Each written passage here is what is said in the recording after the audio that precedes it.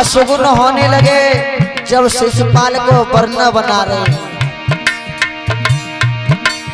आरी धरो पटा पे पैर रे तब हुई गई छी गया नारी।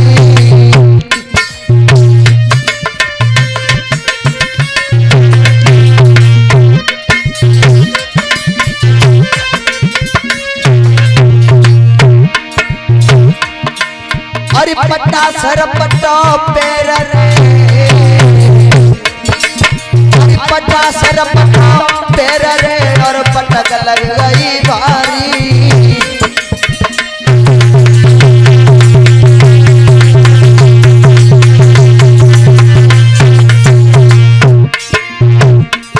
आज शिशुपाल जैसे ही खड़े हुए हैं तो एक लड़की ने छींक दिया और जैसी लड़की ने छींका शिशुपाल कहने लगे, ओए लड़की तुझे 1 मिनट का सब्र नहीं था, अभी छींकने के लिए बैठी थी, एक मुक्का नाकम पड़ना है गो।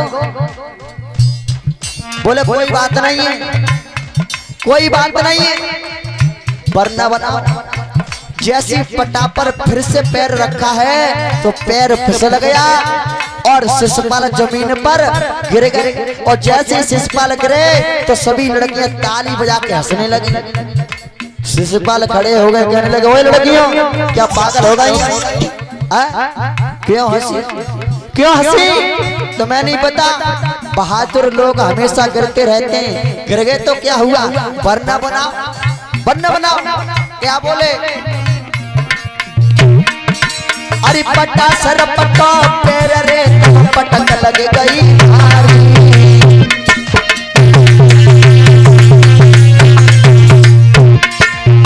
अशगुन पे अशगुन हो रहे हैं।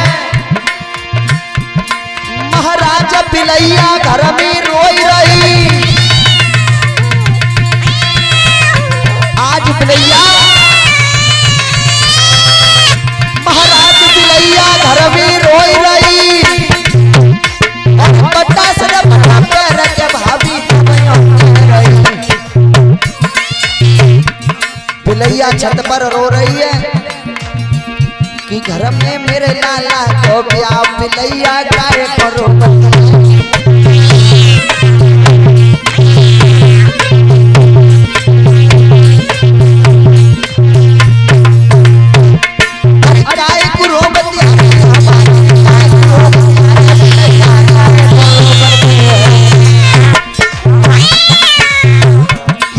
मेरे बेटा को ब्याह बिलैया गाय करो।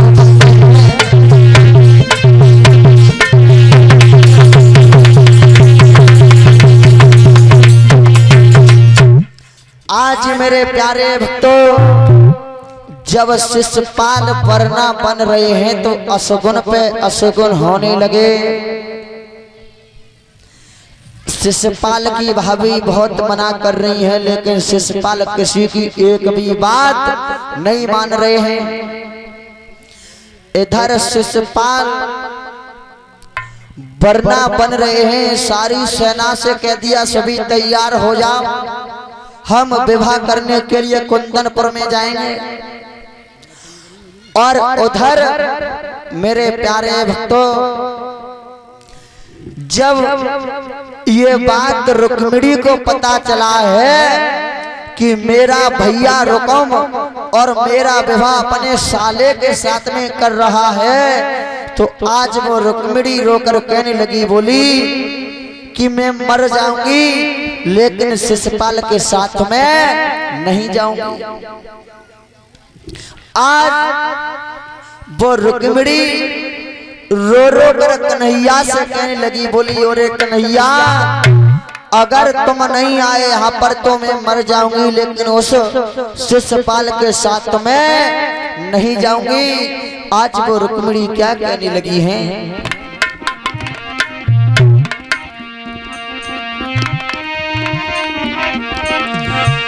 आरे दीन नहितकारी श्यामा कन्हैया तेरी दासी रही बुलाई रे।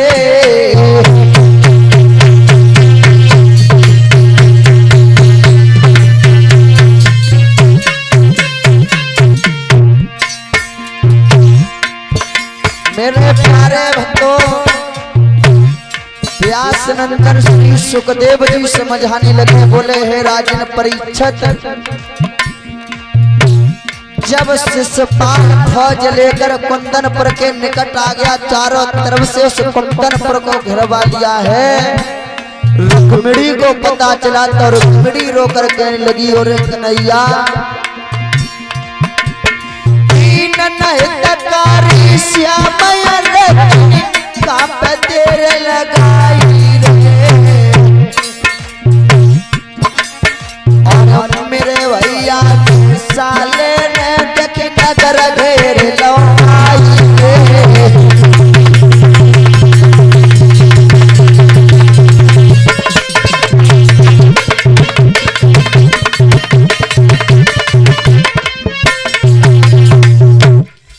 आज रुक्मिणी रोकर कहने लगी, बोली कन्हैया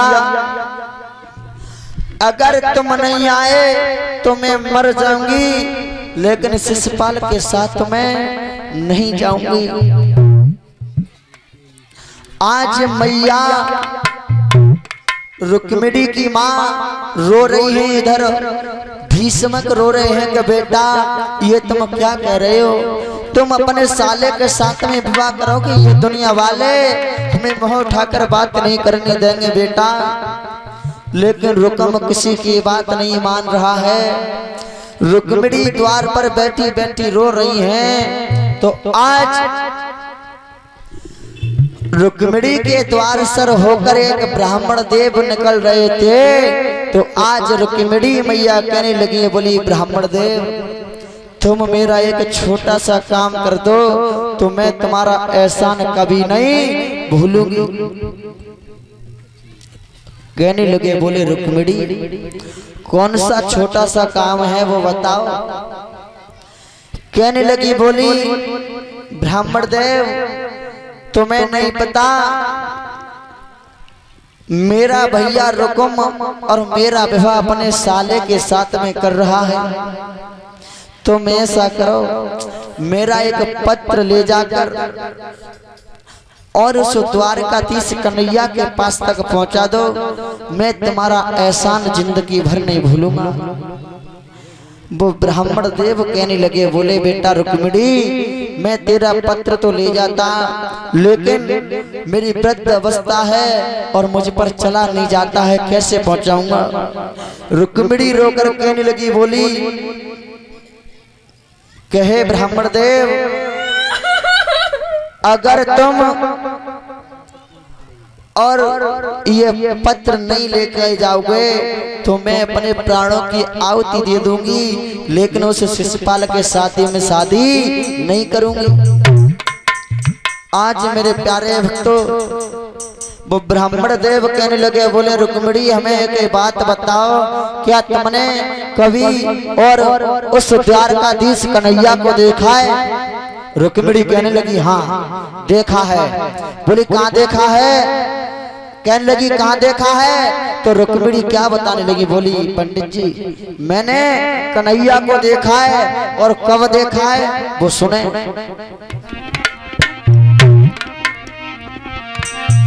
कि मैंने सपने में श्याम को देखो है जी, सुनो पंडित जी में सपने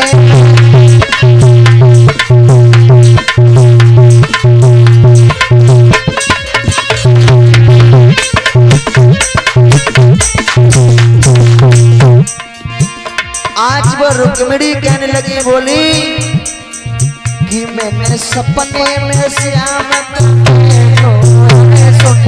पंडित जी में